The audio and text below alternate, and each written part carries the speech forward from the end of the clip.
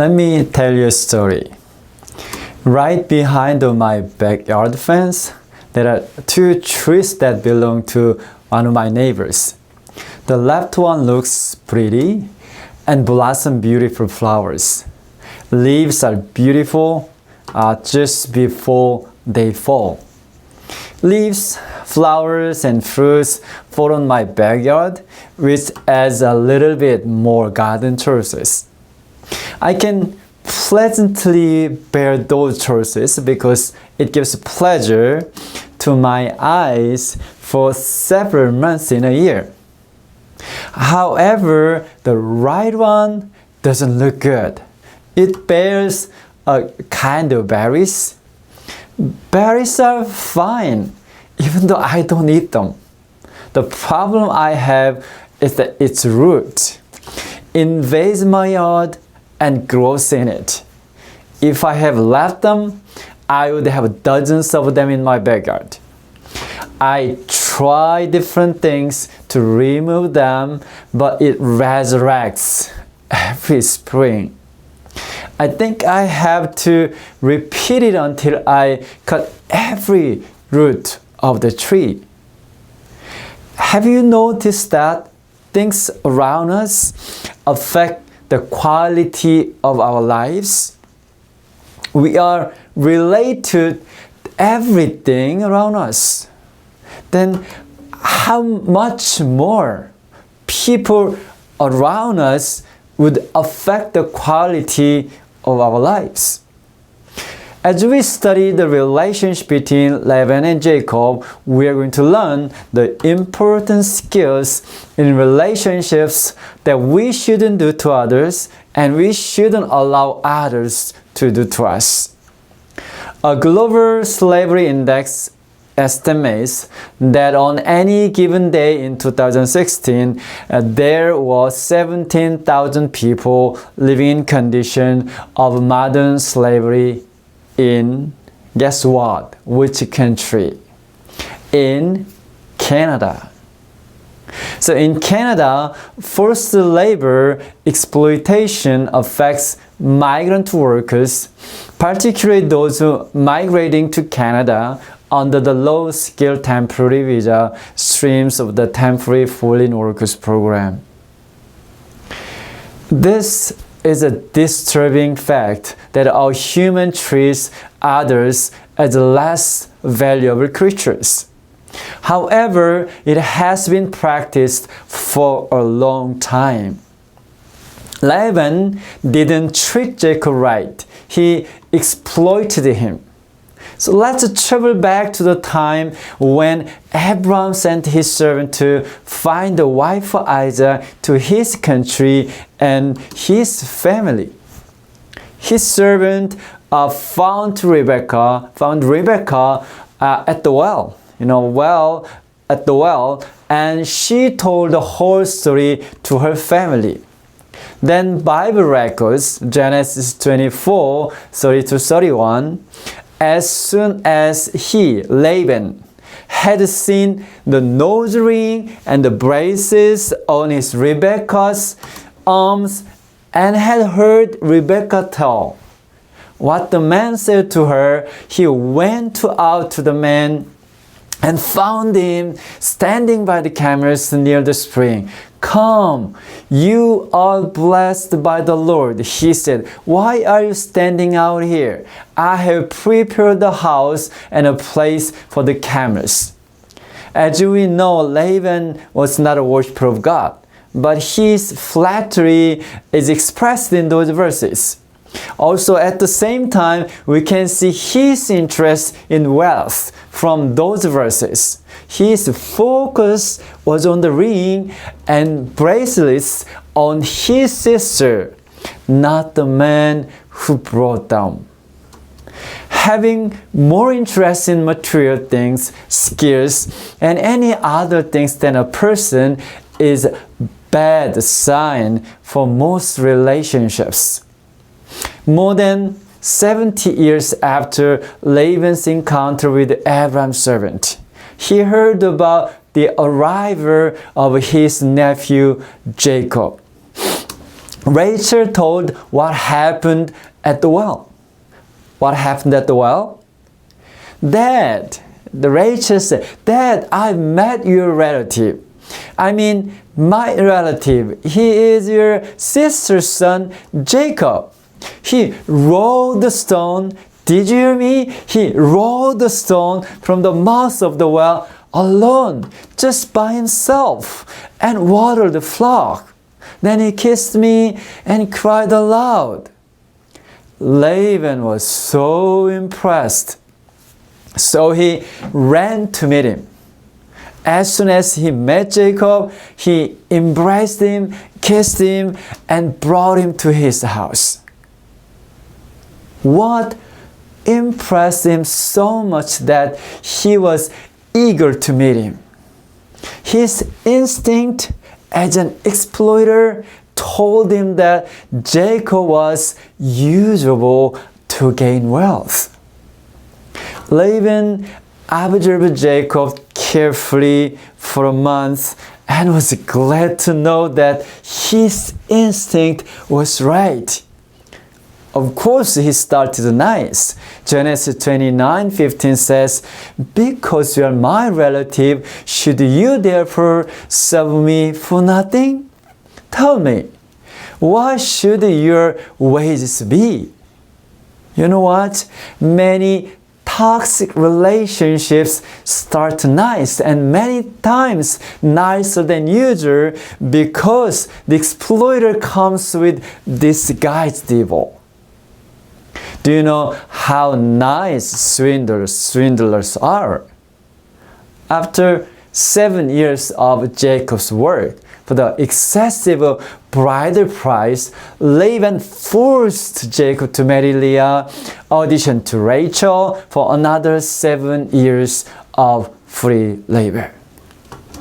Later, his daughters Rachel and Leah described this marriage as a trade. Genesis 31:15 says, "Are we not considered strangers by him? For he has sold us and also completely consumed our money."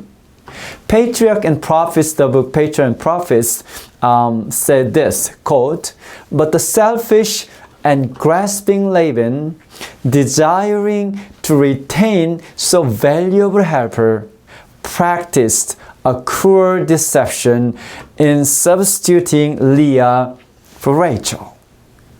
Rachel was a good bait, and Jacob was hooked. Jacob couldn't get out of it for 20 years. He got the courage to get out of this toxic relationship only after he got a son, Joseph, from Rachel. He said to Laban, Genesis chapter 30, verses 25 and 26, "Send me away, that I may go to my own place and to my country. Give me my wives and my children for whom I have served you, and let me go, for you know my service which I have done for you." Serve and service that Jacob used to describe his life under Laban could also be translated as a slave and slavery. Jacob worked as a slave in his uncle's and later in his father-in-law's house. Jacob didn't feel that his wives and his children belonged to him yet, but still under the control of his father-in-law. Laban revealed his motivation to hold Jacob in his house when Jacob requested to let him go. Laban replied, Genesis 30:27, "Please stay, if I have found favor in your eyes. For I have learned by experience that the Lord has blessed me for your sake." What was the reason that Laban didn't want Jacob to leave? Because he loved him so much? No, to get richer through Jacob, right? How can he afford to lose a man who brings him such wealth? Once again, unfortunately, Jacob was persuaded. Once again, he was plunged into a situation to give free labor just like a slave. This time, Jacob got a better deal to acquire wealth for his own family. However, things were not getting better. So you can see how persistent Laban is. This is one of the characteristics of exploiters. An exploiter gets stronger and a victim gets weaker. Eventually, the victim wouldn't have any power to resist. Then, this time, God had to intervene to end this toxic relationship. Genesis 31:3. Return to the land of your fathers and to your family, and I will be with you. So Jacob revealed his plan as God's plan to his wives. He said, Genesis 31, verses 6 to 7, and you, Leah and Rachel, know that with all my might, I, Jacob, have served your father Laban. Yet your father has deceived me and changed my wages 10 times, but God did not allow him to hurt me. Then they agreed to flee from Laban. Wait a minute. What? To flee? This is an abnormal situation. After giving 20 years labor, after having 4 wives and 11 children, why did Jacob and his wives decide to flee instead of having a normal departure after having a farewell party? It reveals what kind of relationships did they have. Laban was a deadly poison. He exploited Jacob and his family. He abused them and used them for his gain. He was forceful that Jacob was afraid of him. They had a toxic and unfair relationship. Laban was an exploiter and Jacob was a victim. Let's turn this situation and see it from another angle. As we know the story, Jacob married Leah and a week later married Rachel. Both Leah and Rachel gave their maidservants to Jacob as his wives. So he had 4 sons from Leah: Reuben, Simeon, Levi, Judah.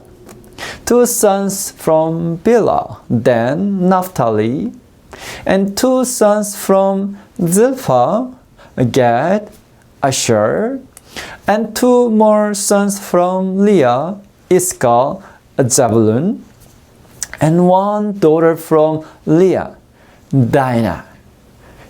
Only after that, Rachel, his beloved wife, delivered Joseph.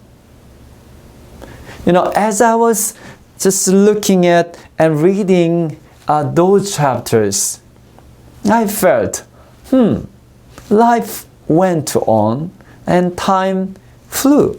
Sons and a daughter were born and grew. Some good days and bad days came and went. Whether you enjoy it or not, whether you work as a slave or a free man, whether you are exploited or not, life will go on. However, the quality of life matters. Do you just want to survive, or do you want to thrive? Please don't be Laban in any relationship. None of you wouldn't do exactly what he had done to Jacob. Of course, we live in different life situations. But if you use anyone, your gain in a wrong way, if you are more interested in what you would gain than a person, you are Laban. The same principle applies to me too. I cannot forget what a husband said in one marriage counseling.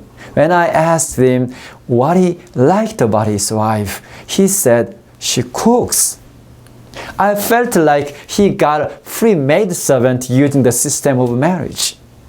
He was interested more in what she could do for him than loving her as his wife. I have seen toxic pastors and toxic churches too. Pastors can exploit the church members. The church members can exploit the pastors. You know what? I have prepared this sermon for over a month.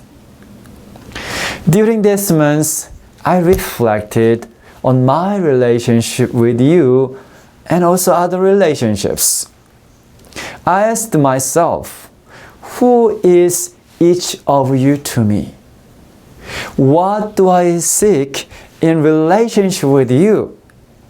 Is there any way that I have exploited any member, any of you?